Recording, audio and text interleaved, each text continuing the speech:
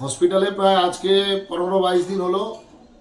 এই হসপিটালে আমাদের ময়না বিপিএসসি ব্লক প্রাথমিক স্বাস্থ্যকেন্দ্রে কোনো স্যালাইন নেই, ডিস্ট্রিক্টের হসপিটালেও স্যালাইন নেই, এবং আমাদের যারা সাব সেন্টারগুলো রয়েছে সেখানেও কোনো স্যালাইন নেই। এবং এই রাজ্য সরকার নামে মাত্র শুধু বেডটা ফেলে রেখেছে এবং কোনো পরিষেবা নেই। গত 1 মাস আগে মেদিনীপুরে স্যালাইন কাণ্ডে রোগীর মৃত্যুর পরে এরা আর বাকি স্যালাইন দেওয়া বন্ধ করে দিয়েছে। তার কারণ টোটালি স্যালাইনগুলো তো 2 নম্বরিভাবে আসতো, তাই যারা ঠিকাদারকে দিত, যে কোম্পানি সাপ্লাই দিত, সেই কোম্পানি 2 নম্বরি কোম্পানিগুলো যাতে সাপ্লাই না দিতে, এদের কমিশন মানে ঢুকবে না জেনে এরা এই সাপ্লাইটা বন্ধ করেছে। সামান্য রোগী সমস্ত বেশিরভাগ ওষুধই কিন্তু বাইরে থেকে কিনতে হয়।